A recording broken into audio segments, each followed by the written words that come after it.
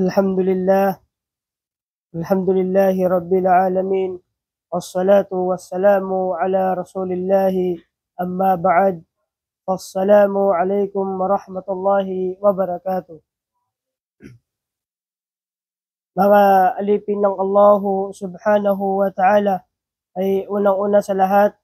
ay tayo ay nagpapasalamat sa mga biyaya ng Allah subhanahu wa ta'ala na ipinapagkaloob niya sa atin sa pang-araw-araw at mga biyaya na paparating pa lamang. So ngayon mga alipin ng Allah subhanahu wa ta'ala ay ang ating ibibigay na topiko sa araw na ito o din na ang aking isa sa lisay ay walang iba kundi patungkol lamang sa Nabi sallallahu alaihi wasallam. Dahil sa panahon natin ngayon mga alipin ng Allah subhanahu wa ta'ala na iba na ang paniniwala nila sa Nabi sallallahu alaihi wasallam hanggang sa may makikita pa tayo ng mga tao na halos kanilang pinagpapantay na ang Nabi sallallahu alaihi wasallam at ang Allah subhanahu wa ta'ala,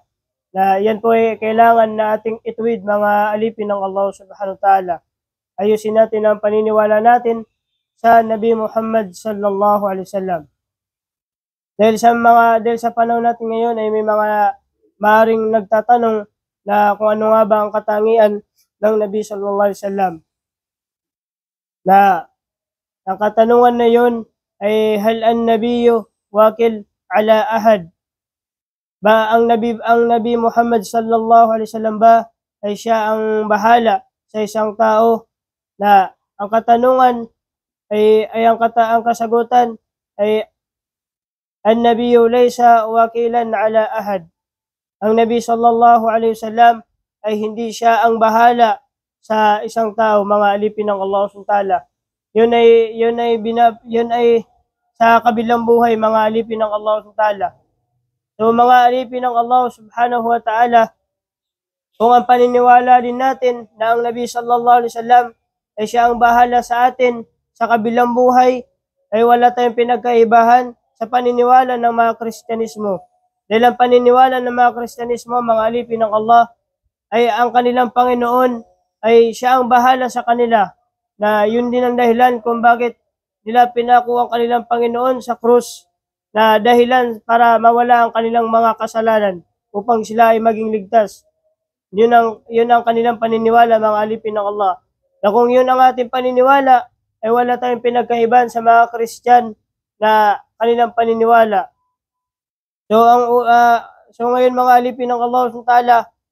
ating itutuloy ang ating isasalaysay sa araw na ito. Na ayapaganay niya na rakum wahid,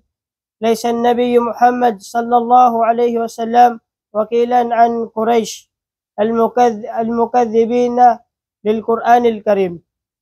So Nabi ayamanan niya na so Nabi sallallahu alaihi wasallam na knaba maako si ko mga Quraysh piyakang bukag iran sa Quran al-Karim. Qala ta'ala wa kadhaba bihi qaumuka wa huwa al-haq qul lastu alaykum biwakil. Nayamanan yan na pitaro Allah subhanahu wa ta'ala piyakang bukag aya o pagtaong kaya Muhammad na kanyan subnar amana kanyan sa Quran. Taro ka kiran niya Muhammad nabaka kiran sa sariga. Na aya sibutan tano si mga uripon ng Allah subhanahu wa ta'ala wani ko masaw Nabi sallallahu alaihi wasallam na ay mga ula-ula o mga Quraysh na kababayan niran sa Nabi sallallahu alaihi wasallam. Tama sa pambutuan sa kanyan sa Sadiq amin na yuto dilan nitaro ko Nabi sallallahu alaihi wasallam na kung makaumarkyan o di namin ituro nakyan sa Quran kataro Allah subhanahu wa ta'ala na dilan di binasan so Nabi sallallahu alaihi wasallam taman sa dilan ditaro na sa kanyan na mabitong mga uripon Allah subhanahu wa ta'ala. Natigo Allah subhanahu wa ta'ala na Muhammad na tarong kakiran na nabaka kiran sa sariga. Na mga uripon Allah subhanahu wa ta'ala na ayaw sa buntan tanuro na sa alungan amawri na ditanog kasarigan sa Nabi sallallahu alaihi wasallam o di na ditanog kasarigan no Nabi sallallahu alaihi wasallam sa alungan amawri. Sa alungan amawri mga uripon Allah subhanahu wa ta'ala naroon na nafsi na miyalipin sa Quran pero sa alungan amawri na kapalaguyan ka si inaka, o di na si pagaring ka, o di na si wata ka, o di na si ama ka. Langon marani ko ginawa ka mga uri punala na dito na kapalaguyan ka ko alungan amawri. Gito mambi niyalo yung Nabi sallallahu alaihi wasallam sa Quran na di naman bukon katawan manggulaw larakyan, lago di naman bukon katawan manggulaw laraktan ng mga uri puno Allah subhanahu wa ta'ala. Sa alungan amawri na upama kaya pa na rimata no na so Nabi sallallahu alaihi wasallam na makong tanon yan na inupon pagreklamo sa Nabi sallallahu alaihi wasallam sa alungan amawri na ayatero niya na waqala Rasul, Ya Rabbi inna qaumi ittakhadu hadha al-Qur'ana mahjura. Na igito'y taron Allah SWT ay Nabi sallallahu alaihi wasallam sa alungan amawri na ayamanan niya na itaro Rasulullah sallallahu alaihi wasallam ikad nanakan mata-mataan na sa mga pagtawakan na biyaluiran ang kaya Quran di papalaguyan. Mana di lang panariman so Nabi sallallahu alaihi wasallam ka di niyan di sampay so Quran o Allah subhanahu wa ta'ala. Na ayay kadua mga uripan Allah subhanahu wa ta'ala na walan yahmilan nabiyyu an ahad min ashabihi shay'a min hisabihi wa bil aqs yawm al qiyamah. Qala ta'ala ma alayka min hisabihim min shay wa ma min hisabika alayhim min shay. Nayaman na yan didin pagakuon no Nabi sallallahu alaihi wasallam so sa kataw apad ko mga sahaban yan may tubo asyay pupuon ko kapamagitong ko amal iyan si ko sungkulid iyan sa gawi ayaw malukayama. Napitaro Allah subhanahu wa ta'ala na dapaligot raka ko kapamagitong go damamapaligot kiran kapag ito ko amal ka piya may tubo asyay mga uripan Allah subhanahu wa ta'ala. Na ayat sabutan tanong mga uri Allah subhanahu wa ta'ala na sa alungan amawri na di tanuro katabang Nabi sallallahu alaihi wasallam o di na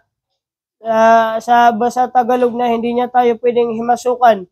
na mga uri Allah subhanahu wa ta'ala na sa alungan amawri na di katuro Nabi sallallahu alaihi wasallam na ipagariya na di ka kadan sa Panginam sa kanimataw ka yung mga kapangay ay taron Nabi sallallahu alaihi wasallam na ipagarian na di ka nagkalak o di na di ka nagkadan sa Panginam sabab sa kanima tao kung mga miyanggalbok ka amal o di na mga marata kaya man na sa kanibahalar ka na mga uripon ng Allah subhanahu wa ta'ala na di naman buto matero ko Nabi sallallahu alaihi wasallam sa alungan amawri teron tanong ay Nabi Allah na sa kanima tao ka o di na ibagayakan ka so sabad niya galbok ka kan ko alunga miyagal bukakan si sa dunya na gito man bibigyan ka kabakalo-kalo na duwata makasong sa surga mga uripon na ginana nabanan ka aloy o manusya sa alungan amawri mga uripon Allah subhanahu wa ta'ala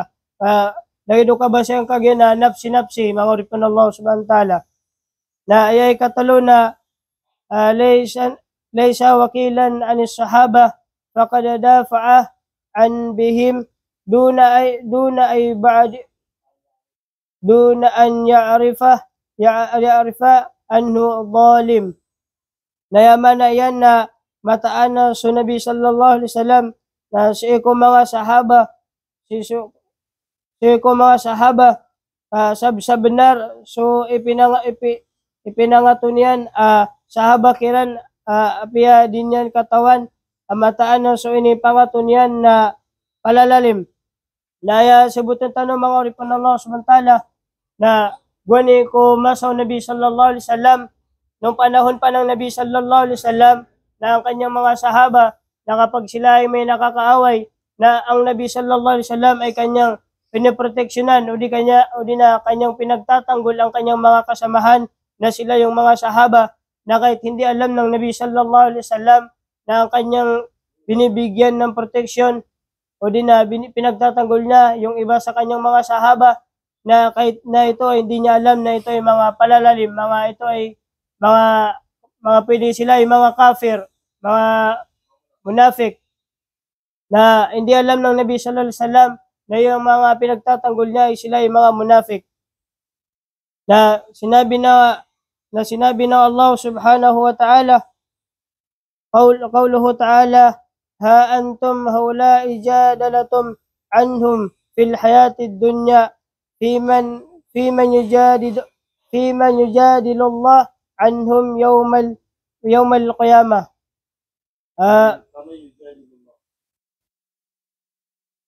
فمن يجادل الله عنهم يوم القيامة أمن يكون عليهم وكيلا.